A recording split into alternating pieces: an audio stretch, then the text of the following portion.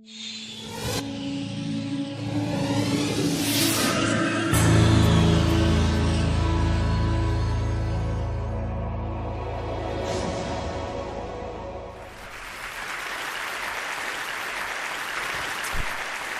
I want to talk today about money and happiness, which are two things that a lot of us spend a lot of our time thinking about, either trying to earn them or trying to increase them. And a lot of us resonate with this phrase, so we see it in religions and self-help books, that money can't buy happiness. And I want to suggest today that, in fact, that's wrong, and that I'm at a business school, so that's what we do, so that's wrong. And in fact, if you think that, you're actually just not spending it right, so that instead of spending it the way you usually spend it, maybe if you spent it differently, that might work a little bit better. And before I tell you the ways that you can spend it that will make you happier, let's think about the ways we usually spend it that don't, in fact, make us happier. We had a little natural experiment. So CNN a little while ago wrote this interesting article on what happens to people when they win the lottery. Turns out people think when they win the lottery their lives are going to be amazing. This article is about how their lives get ruined. So what happens when people win the lottery is, number one, they spend all the money and go into debt. And number two, all of their friends and everyone they've ever met find them and bug them for money. And it ruins their social relationships, in fact. So they have more debt and worse friendships than they had before they won the lottery. What was interesting about the article was people started commenting on the article, readers of the thing. And instead of talking about how it had made them realize that money doesn't lead to happiness, everyone instantly started saying, you know what I would do if I won the lottery? And fantasizing about what they do. And here's just two of the ones that we saw that are just really interesting to think about. One person wrote in, when I win, I'm going to buy my own little mountain and have a little house on top. And another person wrote, I would fill a big bathtub with money and get in the tub while smoking a big fat cigar and sipping a glass of champagne. This is even worse now. Then I'd have a picture taken and dozens of glossies made. Anyone begging for money or trying to extort from me would receive a copy of the picture and nothing else. And so many of the comments were exactly of this type, where people got money, and in fact, it made them antisocial. So I told you that it ruins people's lives and that their friends bug them. It also, money often makes us feel very selfish, and we do things only for ourselves.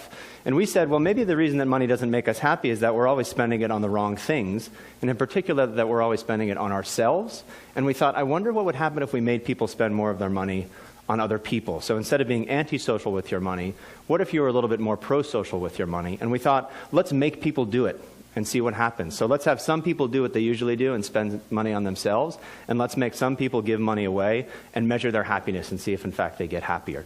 So the first way that we did this, on one Vancouver morning, we went out on the campus at University of British Columbia, and we approached people and said, do you want to be in an experiment? And they said yes. We asked them how happy they were, and then we gave them an envelope. And one of the envelopes had things in it that said, by 5 p.m. today, spend this money on yourself. So when we gave some examples of what you could spend it on.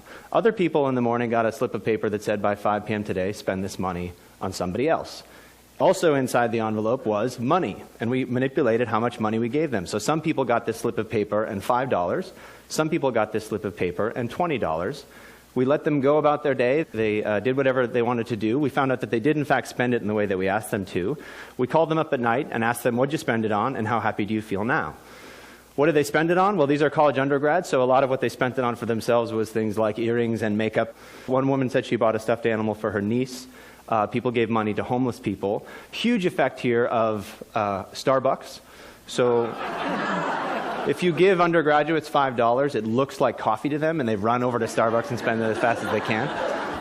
But some people bought a coffee for themselves the way they usually would, but other people said that they bought a coffee for somebody else. So the very same purchase, just targeted toward yourself or targeted toward somebody else. What did we find when we called them back at the end of the day? People who spent money on other people got happier. People who spent money on themselves, nothing happened. It didn't make them less happy, it just didn't do much for them. And the other thing we saw is that the amount of money doesn't matter that much. So people thought that $20 would be way better than $5. In fact, it doesn't matter how much money you spent. What really matters is that you spent it on somebody else rather than on yourself. We see this again and again when we give people money to spend on other people instead of on themselves. Of course, these are undergraduates in Canada, not the world's most representative population. They're also fairly wealthy and affluent and all these other sorts of things. We wanted to see if this holds true everywhere in the world or just among wealthy countries. So we went, in fact, to Uganda.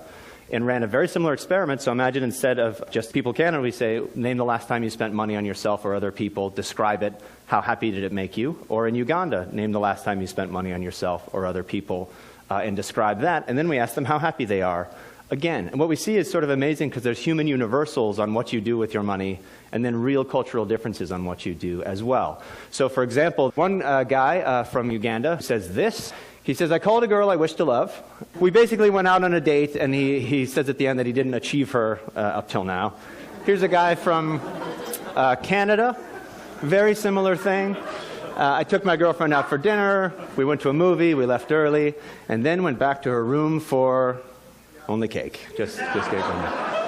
Human universal. So you spend money on other people, you're being nice to them. Maybe you have something in mind, maybe not. But then we see extraordinary differences. So look at these two. This is a woman from Canada. We say, name a time you spent money on somebody else. She says, I bought a present for my mom. I drove to the mall in my car, bought a present, gave it to my mom. Perfectly nice thing to do. It's good to get gifts for people that you know. Compare that to this woman from Uganda. I was walking and met a longtime friend whose son was sick with malaria. They had no money. They went to a clinic. And I gave her this money. This isn't $10,000. It's the local currency. So it's a very small amount of money, in fact. But enormously different motivations here. This is a real medical need, literally a life-saving donation. Above, it's just kind of, bought a gift for my mother. What we see again, though, is that the specific way that you spend on other people isn't nearly as important as the fact that you spend on other people in order to make yourself happy, which is really quite important. So you don't have to do amazing things with your money to make yourself happy. You can do small, trivial things and yet still get these benefits from doing this. These are only 2 countries. We also wanted to go even broader and look at every country in the world, if we could, to see what the relationship is between money and happiness. We got data from the Gallup organization, which you know from all the political polls that have been happening lately. They asked people, did you donate money to charity recently? And they asked them, how happy are you with your life in general? And we can see what the relationship is between those 2 things. Are they positively correlated? Giving money makes you happy, or are they negatively correlated? On this map, green will mean they're positively correlated, and red means they're negatively correlated. And you can see the world is crazily green. So in almost every country in the world where we have this data, people who give money to charity are happier people than people who don't give money to charity. I know you're all looking at that red country in the middle. I would be a jerk and not tell you what it is, but in fact, it's Central African Republic. You can make up stories. Maybe it's different there for some reason or another. Just below that to the right is Rwanda, though, which is amazingly green. So almost everywhere we look, we see that giving money away makes you happier than keeping it for yourself. What about your work life, which is where we spend all the rest of our time when we're not with the people we know? We decided to infiltrate some companies and do a very similar thing. So these are sales teams in Belgium. They work in teams. They go out and sell basically to doctors and try to get them to buy drugs. So we can look to see how well they sell things as a function of being a member of a team. Some teams, we give people on the team some money for themselves and say, spend it however you want on yourself, just like we did with the undergrads in Canada. But other teams, we say, here's €15. Spend it on one of your teammates this week. Buy them something as a gift or a present and give it to them. And then we can see, now we've got teams that spend on themselves, and we've got these pro-social teams who we give money to make the team a little bit better. The reason I have a ridiculous piñata there is one of the teams pulled their money and bought a piñata, and they all got around and smashed the piñata, and all the candy fell out and things like that. A very silly, trivial thing to do, but think of the difference on a team that didn't do that at all, that got €15, put it in their pocket, maybe bought themselves a coffee, or teams that had this pro-social experience where they all bonded together to buy something and do a group activity. What we see is that, in fact, the teams that are pro-social sell more stuff than the teams that only got money for themselves.